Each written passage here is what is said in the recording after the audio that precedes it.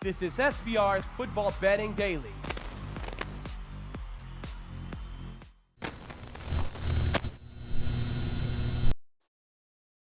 We're on? Okay, sorry, okay. All right, everyone, welcome to SBR Sports Picks. His name is Donnie Rightside. My name is Peter Loshak. Joining us remotely is Whale Capper, and this is the Audible Football Show Super Bowl Sunday edition. Of course, Donnie and Whale Capper and I already did a version of the Audible earlier this week where everyone gave their picks, at least as of that time. Well, we did that on Wednesday, right? That's true. Donnie Rightside was on the Rams, as a lot of, supposedly, whatever sharp people reportedly are. Whale Capper gave us the opinion, though, that he is... Okay. Will Gabber gave us the opinion that he is liking the Patriots, and we will find out if either Donnie or Whale Capper has changed their mind. As of right now, of course, we are coming to you live from Jaco Beach in Costa Rica. We are doing the BetCast here. We're going to be doing a live BetCast sponsored by BetOnline.ag at 5:45 Eastern Time. We're going to be watching and analyzing the game from kickoff to the end. Right, Donnie Rightside? We did this last year. It was fun last year, right? Exactly. Awesome. No, I mean, it's nice and hot in here. It's nice and hot outside. The action's going to be nice and hot. It's great to be able to be here and sit right next to people. We'll have some fun taking you through almost like a pregame warm-up here with the Whale Capper. We've done it all year. Jimmy was fantastic. Pete's filling in admirably as well. Of course, me and the Whale Capper have been here. And we'll see what we can have. It's a lot of prop bets we'll go over today, setting you up and getting you ready. What do you think, Pete? I'm very looking forward to this. Of course, the props for the Super Bowl get pounded very early, but that doesn't necessarily mean that they can't still have betting value at kickoff, right? I mean, there are people who say don't even look at prop odds right now because all the value is evaporated from all of them. There's 1,000 props that can't. There's got to be a few that still have value, right, Donnie? No, it's absolutely right. And the good part about that too is searching through BetOnline.ag this morning. They're always adding new stuff as we go. So even if you're looking at saying, hey, I like the field goal prop last week, they're inventing stuff that's coming up almost minute to minute this time. A couple that I found this morning, we'll go over those in just a few minutes as well.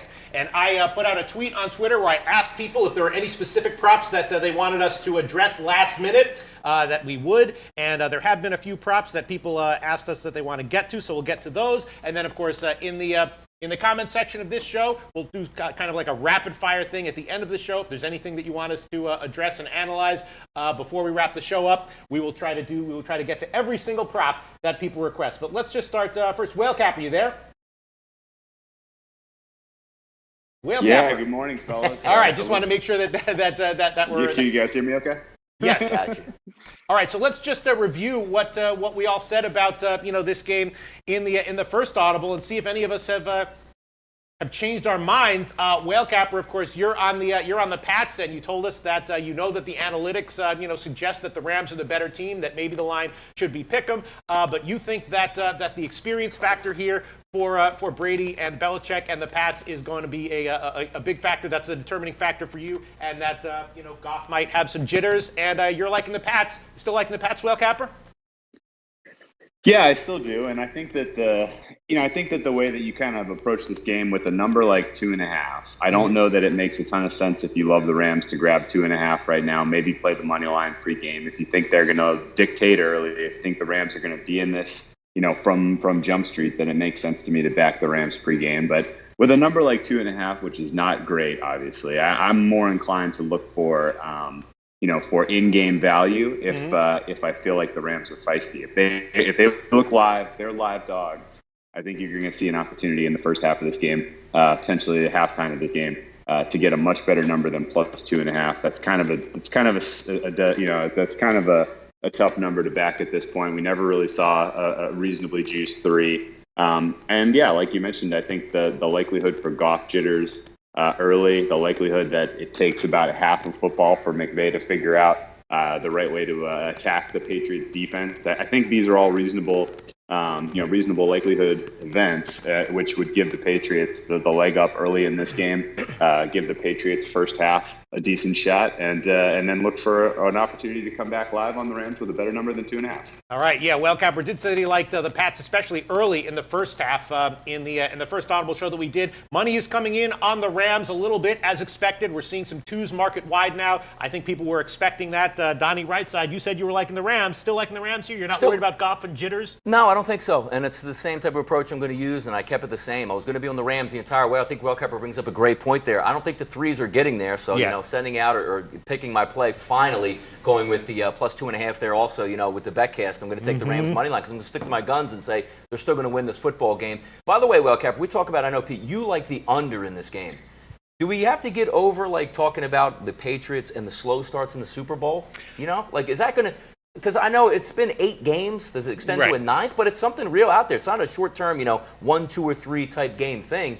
It's been 8 games where they start out slow in the Super Bowl. Yeah, I mean, the reason I was leaning first half, and a lot of people were saying first quarter under was even better play. The reason I was leaning first half under was just because of the expected game plans that I'm assuming both these teams will employ, which is going to be a lot of running early, right? I mean, Belichick knows that there's a big vulnerability in the Rams' defense against the run game, and I'm assuming we're going to get a big dose of Sony Michel, and I'm assuming to protect Goff a little bit and get him acclimated to the Super Bowl atmosphere, that we're going to see a decent amount of running from the Rams as well. So actually, my lean to the under in the first half was not based on any historical results, performance from New England starting slow. Whale Capper, when we talked about this game in the first Audible show that we did, you said you were liking the over. Again, a little going kind of against some of the opinions that we heard from other educated handicappers, and the total, as I'm sure you know, has gotten bet significantly down, all the way down to 55.5 at some places, 56 juice to the under. What's your take on that line movement? I'm still shocked. I would expect this to be a wide open game. I don't think that you're going to see defenses dictate the outcomes here at all. I don't know if we see as many points as we saw last year. Last year was just something to behold with the back and forth scoring. But the way that these offenses can perform in tight situations down the stretch here, I think does lend itself to an over. I don't think either team is really going to be able to play keep away or put this game away if they have a decent lead in the second half. I think there's always going to be a chance for either of these offenses to come back and score points on their opponent. And there's a chance we see some big plays. There's a chance we see some long field goals. I mean, it's there's a lot of things in my book, at least, that I look at and I say this lends itself to an over. And as far as the Patriots trends, over the years with the Super Bowl kind of leaning towards early under, I would challenge that we even see remotely the same type of approach that we've seen from the Patriots in every other Super Bowl they've played in. They've completely revised how they are attacking on offense right now. We're seeing a much more, balanced attack. They're not relying on Brady to, find the weaknesses in the defense. And in years past, going up against good defenses, it's taken Brady a little while to get comfortable and find the right places to attack. And it's been entirely on his arm. This year, it's much more about, how well the running game does early here, whether we see points, on the side of the Pats in the first quarter, first half. And if they roll out the exact same game plan they put up against the Chiefs, I would expect them to have some success early in this game. All right, so the total's gotten bet down. So instead of questioning yourself, now you're liking the over even more? Yeah, for sure. If you're going to give me under 56 in a heartbeat, yeah, absolutely. All right, Donnie Rightside, what's your take on this? Because I know you were leaning over in the first Audible show as well, right? If we take a look at it now, even one outlet even showing up, Pete, now within just coming on the air, 55.5 yes, now. No, in I know. Some spots. I know. I mean, it's amazing because you're looking at some of those offshore books, 59, 58.5. And I agree with Whale Capper. If you like the over, you shouldn't be scared off of what you actually like in the game already. So you should love it. If it was 59.5 and you like the over and it's 55.5, you should see value for yourself in that. I don't know. And I'm still thinking that the first half under might be a good play. And for people who are wondering about that prop, which half will be higher scoring, first half or second half? Second half is about minus 170. Higher scoring in the first half. I think I agree on that. What about you? Yeah, that's what I would be leaning towards. What I'm Okay, all right. We got a tech guy crawling under the table here. All right, and that's you get a push if it's even. If you get minus a half is about minus 155. Whale Capper, we know that you're liking the over here, and we know that you're expecting the scoring to open up in the second half more likely than in the first half. So what do you think about that line, minus 170, second half, higher scoring in the first half? I got down on that. That was the first bet I placed for the Super Bowl. I saw it a week and a half ago. It was closer to even juice on the three-way market. And I do like the second half higher scoring than the first half by a long shot. At 170, your value is starting to dwindle for sure. But it's going to be it's going to be a game of adjustments. These are two very evenly matched teams, and I would definitely expect with a 40-minute or so break at halftime. McVay has shown us through through this year, through the 2 years he's been a coach, he has some nice second half adjustments, and I would expect if anything, the Rams offense may look a little tight, a little underwhelming in the first half and maybe explodes in the second half, which I think does lend itself to that bet exactly. All right, sounds good, Donnie. One thing on that. Well, Cap, I want to ask you a quick question. When we're taking a look at the second half overs, we saw the last 2 weeks in playoff action with the Chargers game and with the Kansas City game, New England taking the ball and methodically going down on the field. Not really pressing it, not throwing, 25-yard outs or whatever it may be, but more likely to lean on 4, 5, 6-yard plays running the football, 4, 5, 6-yard plays out of the backfield. Do you see maybe anything different since they had 2 weeks to prepare? Or if the Patriots get the football first, do you anticipate them doing the same things? I know we did a show last week where we were talking about, just converting first downs. And if they're running on 3rd and 3 and converting them, it might be a long day for the Rams. How do you think they're going to come out to start the football game? Maybe the same MO as the last 2 playoff games? Or do you think maybe open it up? I mean, if it were me, I would do exactly that. I would say, hey, this is our identity. This is our plan A. Because if that works, how much confidence does that inspire in your squad?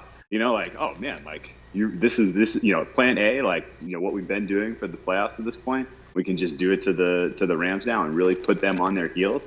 I mean, I don't think you want to be in a situation where if you're the Patriots, it's important to have an early lead in this game because I think the Rams' strength clearly is in their interior pass rush. And if you're down a score or 2 scores at any point in this game, the likelihood that Donald and Sue, ruin this is pretty high if you're the Patriots offense. So I think it's pretty important that they do kind of stick to their guns and not try to outsmart themselves, because the Rams have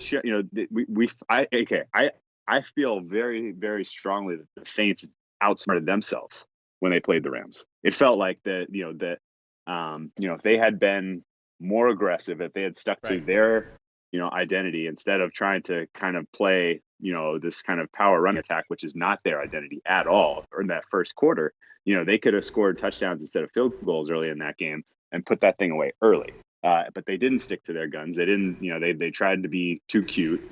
Sean Payton, I think, did a miserable job coaching in that game. It's all gotten glossed over by the bad call, but Sean Payton was not good in that NFC title game from a game planning or in-game adjustment standpoint, in my opinion. And I would expect better out of Belichick today, especially. Yeah, that's actually got me feeling a little bit nervous about a play against the Rams, Donnie Rightside, because, the Saints, I completely agree with you, Whale Capper. The Saints, they were regularly dropping 7 defenders, into coverage with 4 pass rushers. And that, took the pressure off of Goff. And if you look at what the Pats did against Mahomes and how successful that was, if there's a quarterback who can beat the Pats, it's Mahomes. And Goff is not in that league right now. And I'm just looking at this game, and Goff is going to see a different defensive game plan than he saw against the Saints, which I think, helped him out. Yeah. If the Pats are able to do that against Mahomes, they're going to be presumably even more effective against Goff. And I have to admit, I'm still liking my play on the under in the first half under, but I'm starting to feel more and more nervous about my lean to the Rams. What do you think, Donnie, right side? Yeah, just looking at it, because, there's a couple wild cards here that we're going to take a look at, because, and I know, Todd Gurley in the Dallas game, amazing. Oh, my goodness, they're going to run wild. And he was a no-show in the New Orleans game. If you would have told me, because I had the Rams plus 3.5 in the New Orleans game, if you would have told me that Todd Gurley was hurt or Todd Gurley was banged up, I never would have bet the Rams in this game. They still pulled it off. So I almost looking at maybe you have that bonus coming back, because if Todd Gurley is what he was in the Dallas game or pre-Eagles game, that's an added bonus that maybe we're not factoring in at this point. I'm assuming he is. How could he? Why would he be able to do what he did in the Dallas game and then not be? Unless he got more injured, which I don't and the 2 weeks break there, because we also talk about Gronkowski doing that as well. What the Achilles or the bulging disc that he had as well. So you're getting an extra week to prepare, but also keep in mind, you're getting the extra week to get ready and get more healthy for this football game. So I'm getting a comment here. Pete, your mic is raspy. Is my mic okay? Everything okay? It's not good? It's okay? All right, keep going? All right, okay. And Neil Frank says someone's mic is loose. Fix mic. Okay, I'm twisting it in. All right, okay. There we go. Troy V says a report came out that Gurley and Anderson will split the carries. Yeah, I'm assuming that we're going to see. Well, we'll talk about these props in a little bit. Yeah. Let's just get to some of the other opinions that that you guys, you said, Donnie Rightside in the first show that got baptism by fire against, and that that he's going to have an easier time here against the Saints, which at first I was agreeing with you on, but now I'm starting to think that again it was just a bad defensive game plan by Peyton, and that he's going to have a much tougher time here, not because of the atmosphere, but because of the game plan he's facing. I think you bring up a good point though, because when I was talking about baptism, it wasn't actually the defense itself. It was It was the atmosphere. Look, Pete, I can't even hear anybody out here. Is basically what it was. Same thing, and I like the fact that Goff went into Chicago. They got their brains beaten that game. What is it? 6 points that game, 15-6 final, I believe the Chicago Bears game was. So when you look at that, I just like the spots they've been in, where it's now you say the game, because also they talk about, Pete, on the shows, look at all the Patriots that have all the experience in the Super Bowl. Well, at least you have some big games under your belt that you might be able to lean on with the Rams. Yeah. All right, okay, and then one other thing that Whale Capper mentioned in the first Audible show, which I thought was very interesting, is he says that this game is very similar to the Eagles' Super Bowl last year, except the Rams just don't have the mojo that Philly had last year, that the Eagles had. And talk a little bit about that a little bit more, Whale Capper. What did you mean by that? Okay, so this is really like pulling at threads here to try to kind of make something out of a narrative, I guess. But I will say the Eagles last year came in with the very, very strong kind of underdog, played the underdog card. They had that locker room kind of circled. They had the wagon circled, and everybody was believing, hey, no one believes in us but us in this locker room. We're the underdogs here, and everybody on that team, believed specifically in Nick Foles' ability to carry them to a Super Bowl win. Which it was worth noting that they had a moment that came together, kind of pulling all in the same direction. And I think that you got basically an A+ performance out of the Eagles in the Super Bowl because of that. I get a very different sense reading and seeing the media from the Rams this week. They're out there poking and prodding Brady. The defense is out there saying, he isn't what he used to be. He's old. Like it literally is shoes on the other foot. This team is coming in seemingly overconfident, but especially on defense. This Rams defense, what have we seen from this defense to think that they, in any way, shape, or form, are going to be, just show up and shut down the Patriots? I think that's pretty laughable. They have weaknesses where the Patriots like to attack right now. And worst case scenario, Brady bombing it down the field against these guys. If he has any semblance of accuracy, he's going to make them pay, because the Rams have, you remember that Nick Foles in the Eagles game at the end of the year in LA, where all he had to do was freaking chuck it up, and it was like a 50-yard completion every time. So it's, I would say the Rams defense and the overconfidence that they have heading into this game is going to bite them in the ass. When we saw a very different, just the mentality of the teams here is back. Last year, it felt like maybe the Patriots weren't exactly focused. Malcolm Butler gets suspended the day of the game. Like, that was a total surprise.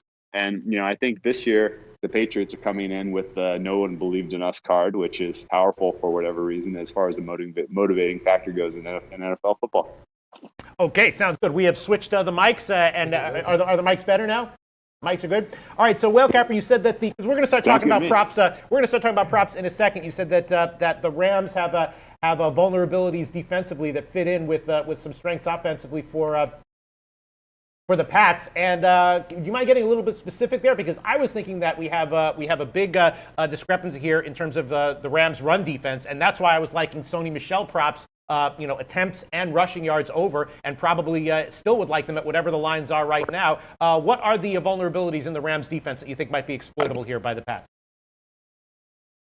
Yeah, no, you've got it exactly. I think the Rams defense, and they've kind of, Wade Phillips has kind of, telegraphed his approach here.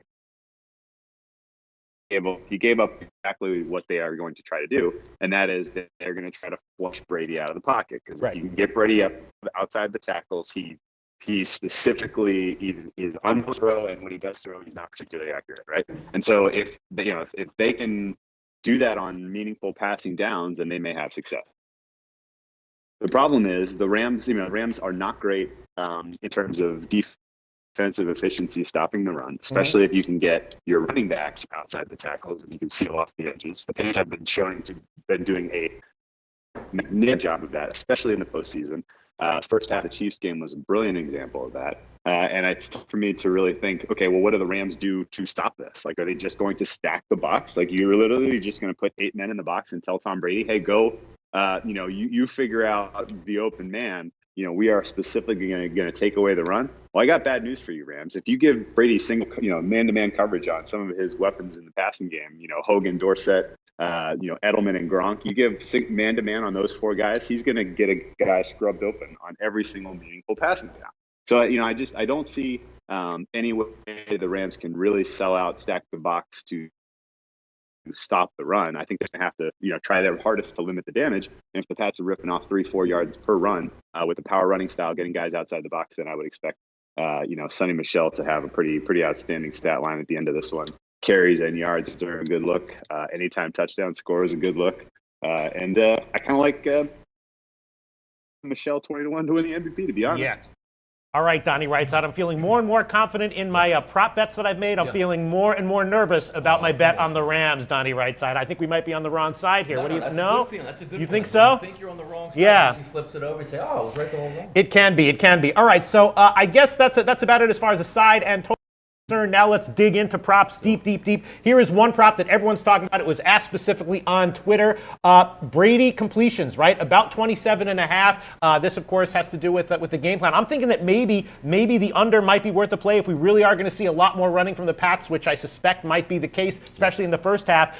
Brady completions, what do you think, Donnie Rightside? 27.5 over or under? I'm going to say over. Because I think, look, as much as I like Tom Brady and the Patriots, they're not going to hit you deep. So what does that mean, Pete? Like 3 plays, 71 yards, not going to happen. They're more likely to go 11 plays, which means more completions. So I think over on the completions. Over, it's about, I'm looking at Bet Online right now, 28 is minus 125, 29 is minus 109, so it's getting bet up a little bit. I don't know, Whale Capper, what do you think? Brady completions, 27, 28, 29?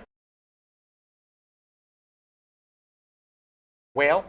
This is a correlated prop, in my opinion. I think, this is a correlated.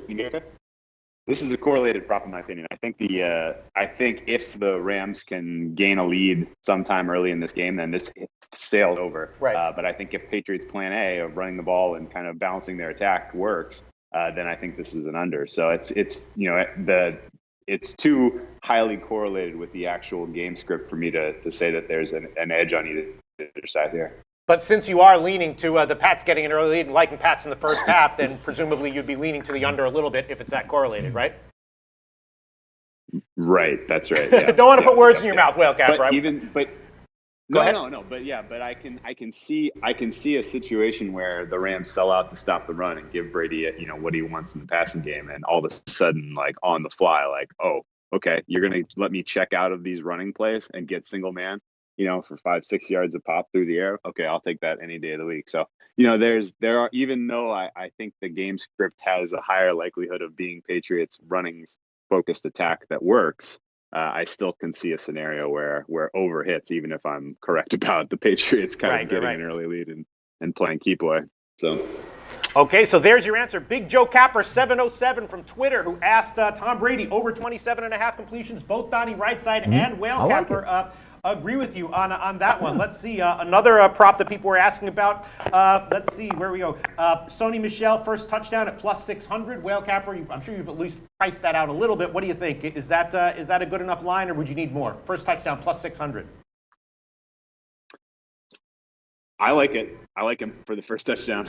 I think I would have liked it better if at 8 or 9 to 1. I think is a more advantageous price for that. But 6 to 1, you're starting to get pretty close.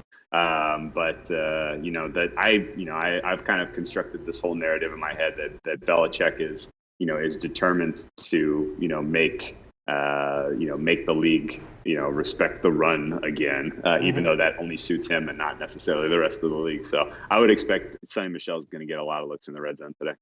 Okay, let me ask you this, Donnie Rightside. Here we go. This is from Big Jody. Total touchdowns over under 5.5. Total touchdowns. Total touchdowns. I'm going to go over on that. Total touchdowns, absolutely go over on that. I mean, these two teams, if you saw it last year in the Super Bowl when they went after it, you're not going to kick field goals majorly, over the majority of the game and expect to beat either one of these football teams. So there's also one that tied in there. I just want to talk about one which I thought was surprising here on BetOnline.ag. It's both teams to kick a field goal at -220. Make one.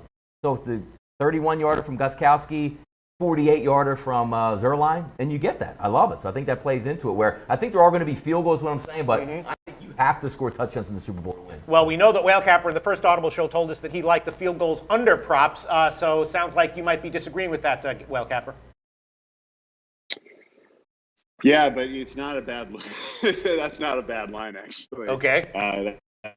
That's one of those where it's it's juicy. It's juicy as hell, but that's pretty high likelihood.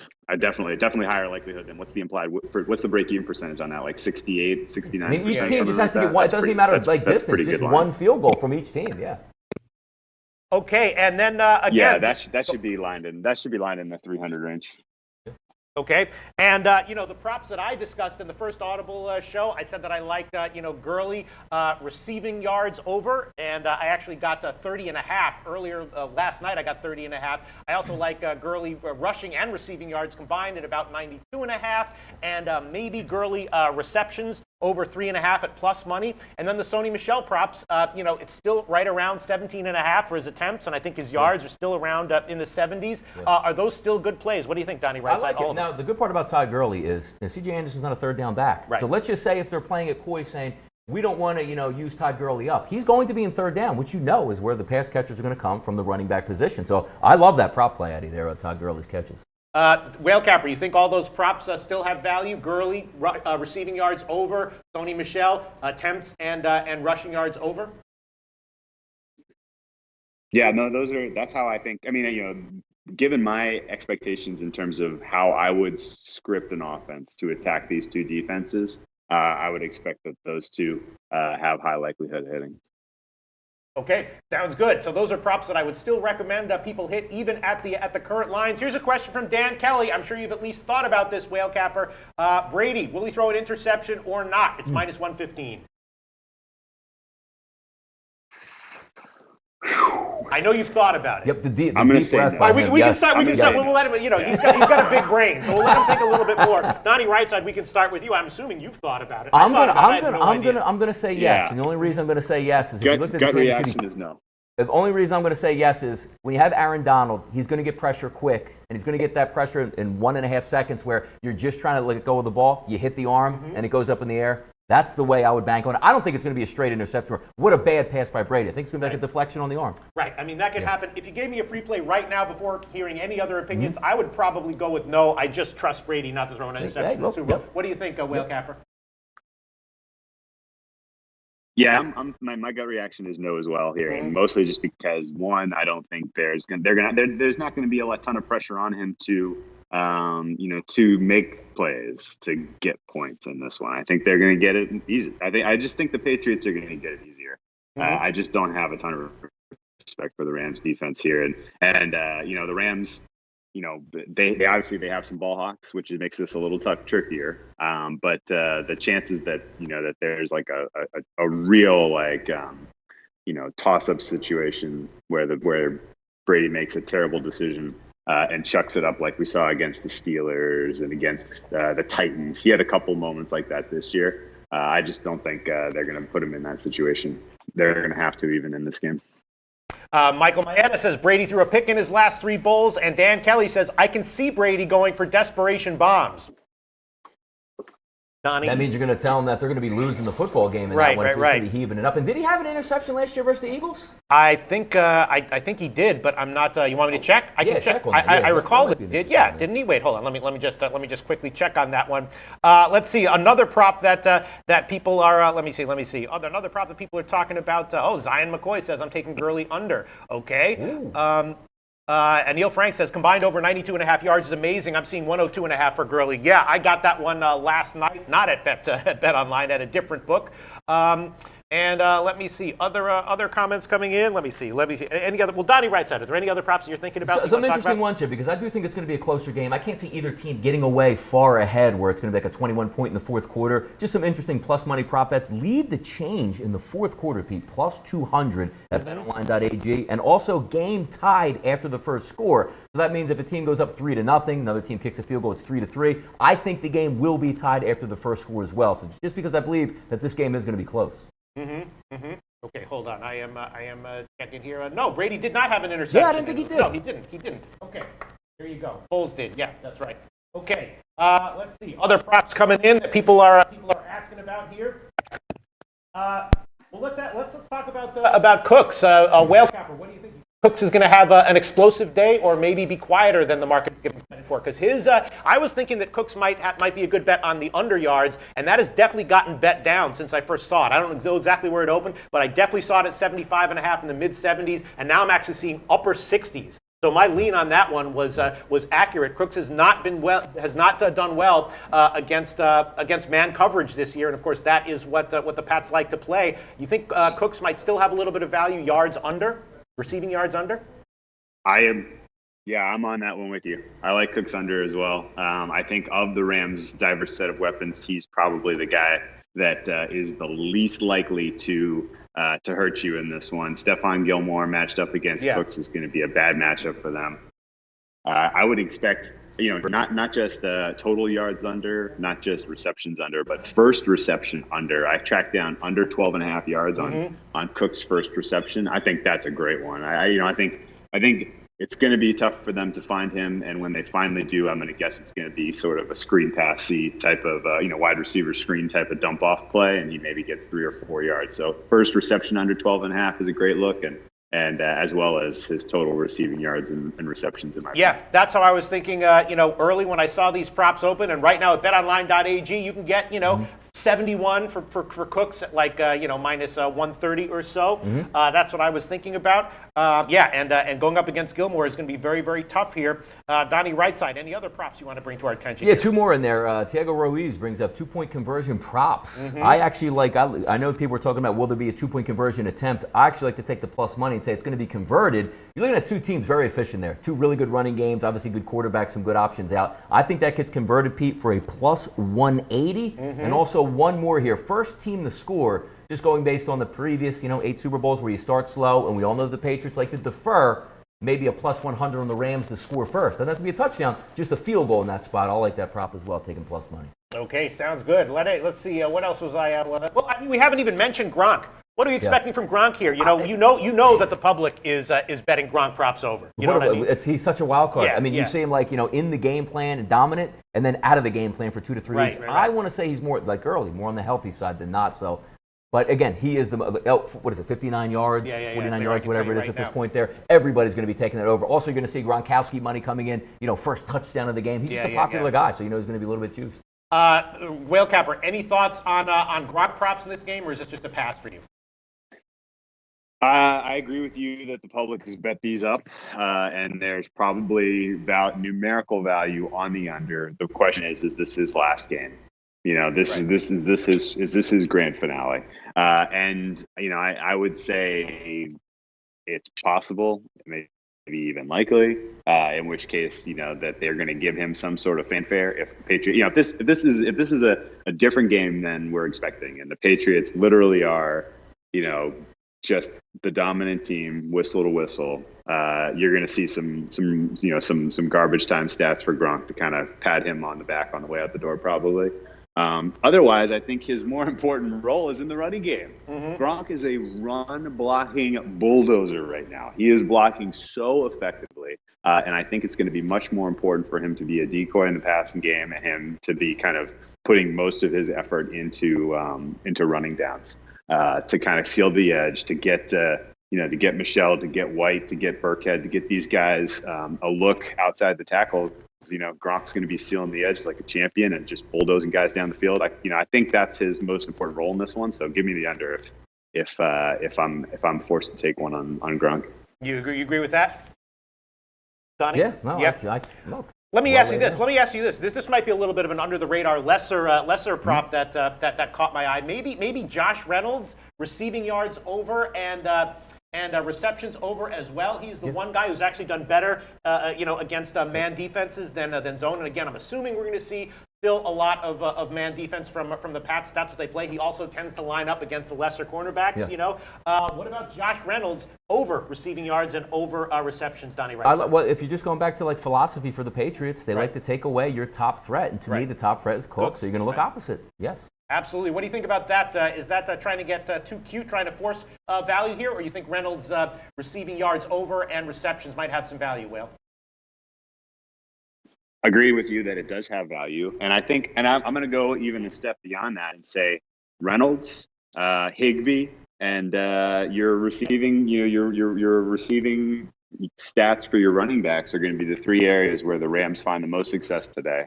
They're going to get, the matchup against the nickel coverage for Reynolds is going to be an advantage matchup. It may take Goff a little while to figure that out.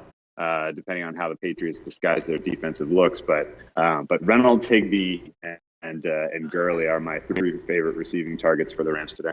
Mm-hmm. Sounds good. And Donnie Rightside, you said in the first Audible show you like James White over 4.5 catches. I love it. I love it. I love it. Tell us why. If you're looking at games, you're looking at matchups. Look, the one thing that you can't cover everybody out there, and they understand that. But I keep on going back to the New Orleans Saints game, first drive of the second half, where they used Kamara out of the backfield, 3 to 4 catches on that drive alone. If you're gonna have a quick pass rush up the middle, Pete, what's the best way to get away from it? Get rid of the ball quickly. So there you go. Okay, sounds good. How do you feel about that, Whale Capper? No opinion or vaguely agree, vaguely disagree? White over receptions, 4.5? Just agree with me. Come on, just agree with me. My goodness. Highly correlated. No pressure. No pressure. I'm split on this one. I think that there's a little bit of inflation in the James White lines because people remember 2 Super Bowls ago, his stat line was just out of this world. And I agree with Donnie that Kamara, that was the easiest look of all of the championship weekend, his receiving total over, because we kind of suspected that was exactly what the Saints were going to do, and then they just did it right out of the gate. And so I see where you're going with that. I just think in general the market seems to be in love with James White, and there may be better ways for the Patriots to kind of get it done. And he may be a little bit of a decoy, but that said, it wouldn't surprise me whatsoever. And especially if the Rams have the lead, if the Rams are up in the second half of this game, you could see him hit those received receptions and yardage in one drive. I mean, like it could literally be that easy for him. So I see the value. But I also think that in general the market has overinflated his expected performance. All right, here's a direct question from Buffo on the beat. It's an interesting prop here. I really like Aaron Donald to have first sack for the Rams at plus 140. That is currently at BetOnline. Obviously, with a prop like that, the issue is just the price. First sack for the Rams, Aaron Donald plus 140. Donnie, what do you think? Look, if it's plus money, right. Sometimes it's going to be worth it to have your superstar and say he's expected to get a sack. But Brady Belichick, Scarnecchia. Their number one goal is to say, Aaron Donald, we can't let him get to the quarterback. So maybe they focus so much, maybe an outside guy gets some pressure on him. But look, it's plus 140, it's Aaron Donald. It's like saying Tom Brady's not going to throw a touchdown pass. Right. It's worth the shot. It's a matter of the odds. Plus price. 140, yeah, what do you think? Exactly. Whale Capper? Sorry. Whale? Mr. Capper? It's sunny out there. Yeah, sorry guys. Nope, there you go. Okay. Hey, sure. I keep muting myself. Sorry guys. I call him Mr. Capper when he knows I'm talking. That's serious. I keep muting myself. Sorry guys. I'm going to disagree. I think one of your edge rushers is going to get the first sack on this one just because of the way Wade Phillips laid out. This is how we're going to try to attack Brady in the passing downs. We're going to try to force him out of the pocket. I think that is going to create situations where he gets onto the outside and a guy like Fowler gets the first sack. Okay, Carlos Drummond here. Carlos Drummond says, "What do you guys think of total rushing yards prop 253?" I mean, I haven't priced this out, but my first thought is I'm definitely expecting more rushing, so I would think over. What do you think, Donnie? Who was it for? Carlos Drummond. Oh, total in the game. What do you guys think of total rushing yards prop 253 in the game? 253. I'm going to go. You know what? I'm going to go under 253. Because later in the game, it might just because I think if it starts to turn into what we think in a close game late, where they shoot it out like the Eagles did last year with them, 253 is a lot. You're expecting over 100 yards per team. I'll lean on the under in that one. Whale Capper, any thoughts? I'm with Donnie, under on that one. Okay. I think you got it right. Yeah. Nutflush Allen says successful 2-point conversion is free cash.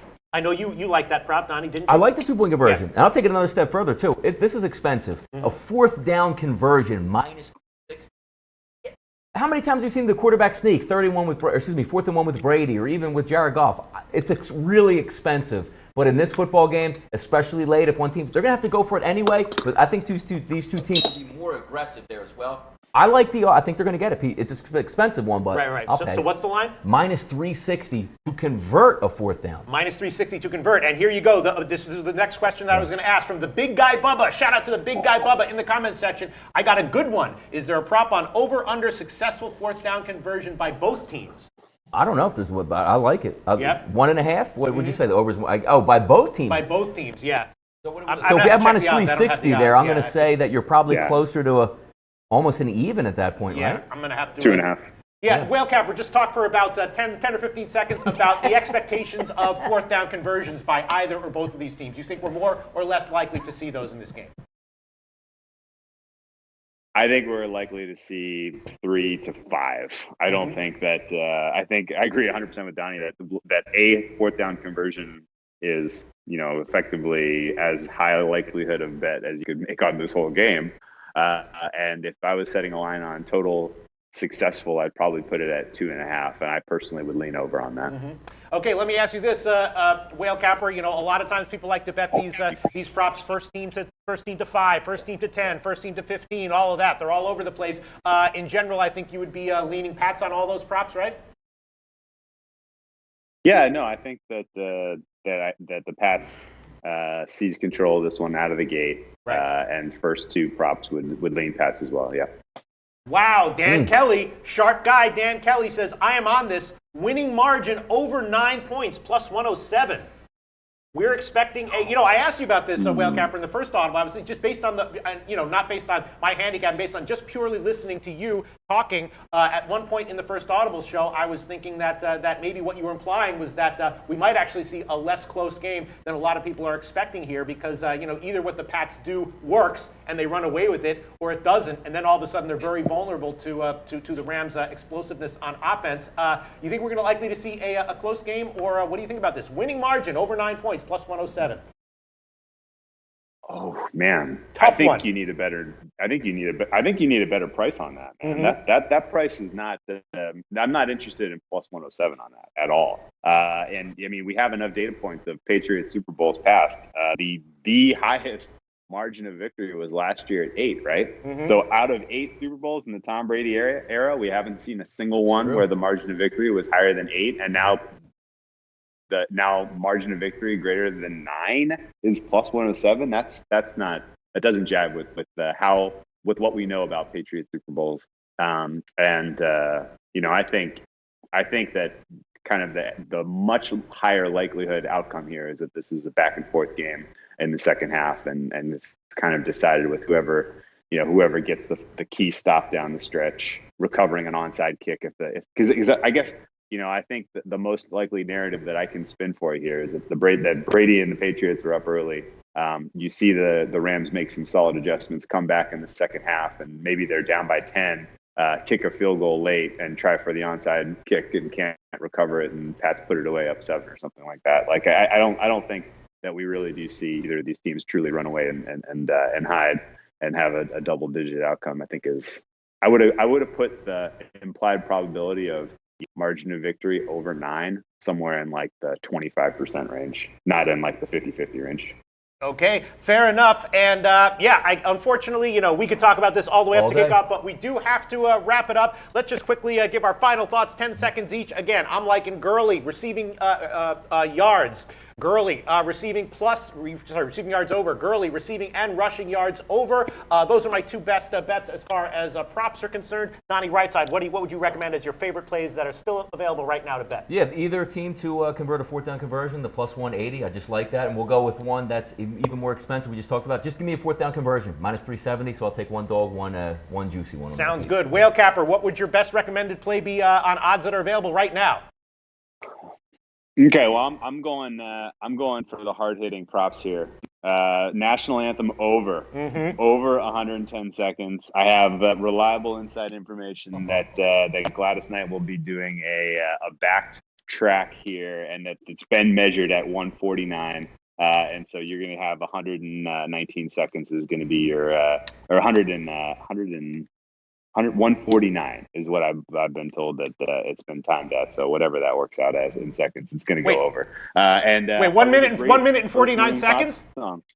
That's only 109. Yeah. Yes. Look, he's off. Yeah. And I actually was reading that I don't have the lineup right now, but I was reading that got bet all the way up to 115. That's gotten pounded. Somebody's got the track. Someone's got the track. Maybe I'm thinking of 150. Maybe it's 159. I think I did the math and it was 119 seconds. So I went 159 instead of 149. So Give me the anthem over. Give me Harder to Breathe, the first Maroon 5 song. Give me Tiger Woods. This is a Bet Online special. Tiger Woods will be mentioned on the broadcast. Is at plus 500. I don't think with two golf guys like Tony Romo and Jim Nantz, I don't think they can help themselves but talk about golf on this one, especially given that the last time the Rams and Patriots played in the Super Bowl, you had Tiger Woods win 2 majors that year, and you have CBS in general likely to pimp that they have the Masters coming up, and good cross promotional opportunity there. So I think Tiger Woods almost certainly will be mentioned on the broadcast. I love that look at Bet Online, and Gatorade color. Patriots dump green Gatorade on Bill Belichick in this one. So give me the lime green, yellow, green, whatever Gatorade, and did I already say the Maroon 5 first song, Harder to Breathe? That's off most boards at this point, but that's been leaked as well, and I think that's pretty high likelihood. And that's it for the Super Bowl Sunday edition of the Audible Show. Thanks so much to all the commenters in the comment section. Thanks so much to Donnie Rightside. Thanks so much to Whale Capper. And we will see you at 5:45. Oh, of course, thanks so much to Bet Online for sponsoring all this and for giving us all these great props. And also, Bowl 75 is a promo that Bet Online is offering. We'll talk about that in the BetCast, which we will be doing starting at 5:45 Eastern Time. Tune in. We'll see you then.